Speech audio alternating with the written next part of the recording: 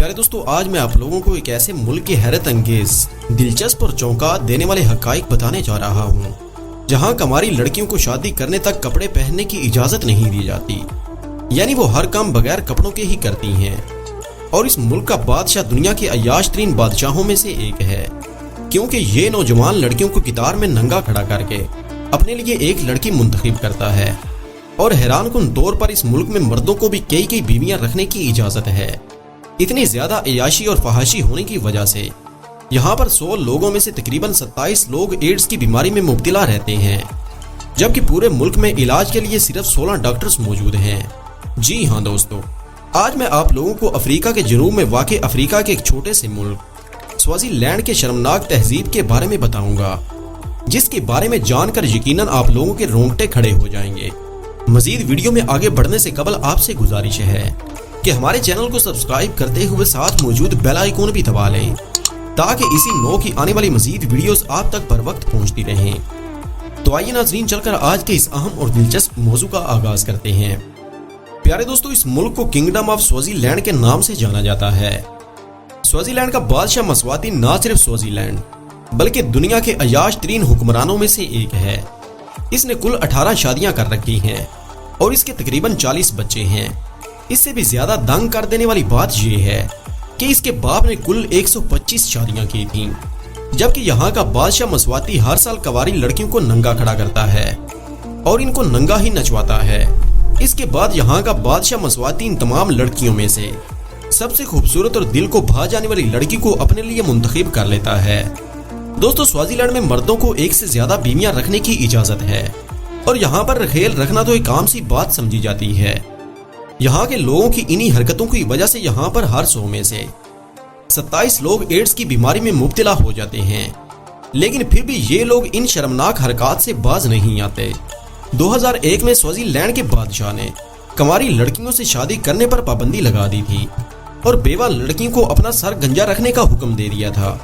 یہاں کی ایک اور خاص مگر عجیب و غریب بات یہ ہے کہ یہاں ہر چیز کی خوشی اور غمی کا اظہار صرف ڈانس کر کے منایا جاتا ہے۔ اس کے علاوہ حیران کن طور پر سوازی لینڈ میں پیدا ہونے والے بچے کو 3 ماہ تک مرد کو چھونے کی اجازت نہیں ہوتی اور نہ ہی اسے کوئی شناخت دی جاتی ہے۔ اس بچے کو نیو بارن بیبی کی لسٹ میں بھی شامل نہیں کیا جاتا، جبکہ 3 مہینے کے بعد اس کا نام رکھا جاتا ہے اور اسے زندہ لوگوں میں شمار کیا جاتا ہے۔ کتنا گھٹیا ترین قانون اس ملک میں لاگو ہے۔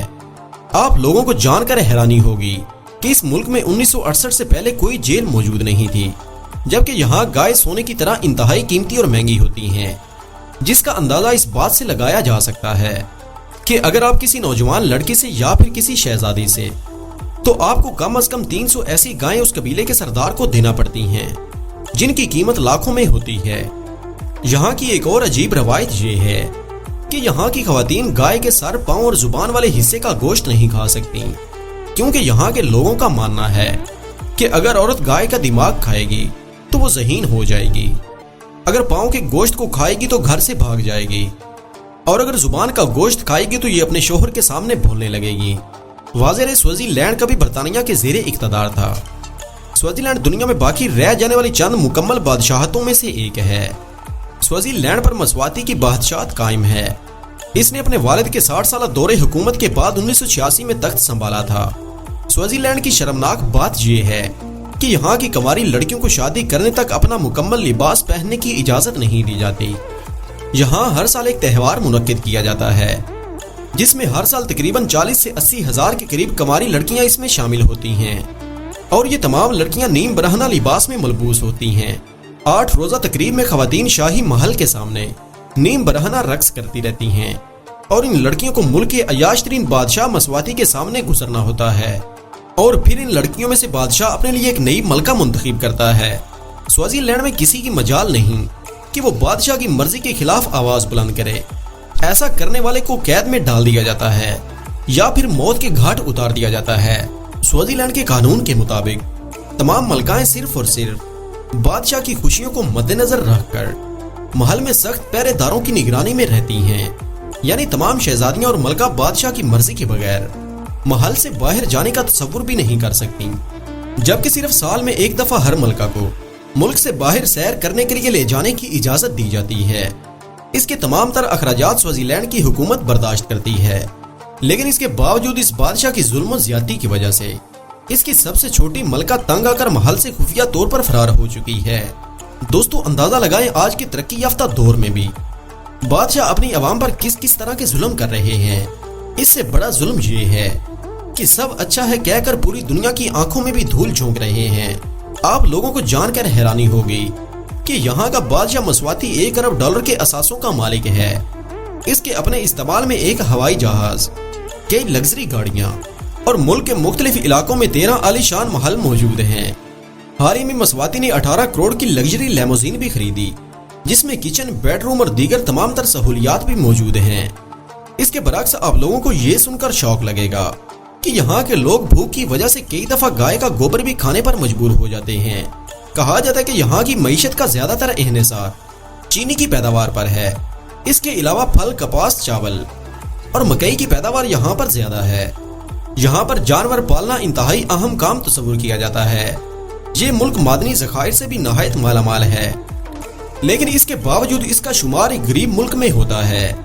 لیکن یہاں کی سب سے شرمندہ اور رونگٹے کھڑے کر دینے والی بات یہ ہے کہ یہاں کی غریب لڑکیوں اور مردوں کو اکثر اوقات اپنا کھانا کھانے کے لیے بھی جسم فروشی کرنا پڑتی ہے۔ وادر سوازی لینڈ افریقہ میں سب سے زیادہ غریب ہی نہیں بلکہ غیر تعلیم یافتہ ملک بھی ہے، لیکن اس سے بھی زیادہ تشویشناک بات یہ ہے کہ پورے ملک میں صرف 16 سرکاری ڈاکٹرز موجود ہیں، یعنی یہاں پورے ملک میں 1 لاکھ افراد کے لیے صرف ایک ڈاکٹر علاج کے لیے موجود ہے۔ یہی وجہ ہے کہ ہزاروں مریض تو علاج کے بغیر ہی موت کے منہ میں چلے جاتے ہیں۔ دوستو اب آپ لوگ خود ہی اندازہ لگائیں کہ جس ملک میں طبی سہولتیں نہ ہونے کے برابر ہوں اور لوگ بیماریوں سے مر رہے ہوں، تو اس ملک کا بادشاہ آخر کیسے 80,000 خواتین کو ہر سال اپنے محل میں نیم برہنہ نچا کر اپنی ملکہ چنتا ہے؟ اور آخر یہ کیسے ممکن ہے کہ عوام خاموشی سے اس کا صرف تماشا دیکھتی ہے اور اف تک نہیں کرتی؟ یقیناً اس بادشاہ کو ڈوب کر مر جانا چاہیے، کیونکہ عوام بھوک سے مر جاتی ہے، لیکن بادشاہ کو اپنی تفریح اور عیاشیوں سے فرصت نہیں ملتی، مگر دنیا نے ان کی طرف سے آنکھیں بند کر رکھی ہیں۔ یہ اس سے بھی زیادہ حیران کن بات ہے۔ وادر سوازی لینڈ کا مذہب مسیحی اور قبائلی ہے۔ سوازی لینڈ نے 6 ستمبر 1968 کو برطانیہ سے آزادی حاصل کی تھی۔ اس کے 2 دارالحکومت ہیں۔ اس ملک کا سب سے بڑا شہر مانزینیا ہے اور اس کی قومی زبان مسواتی ہے۔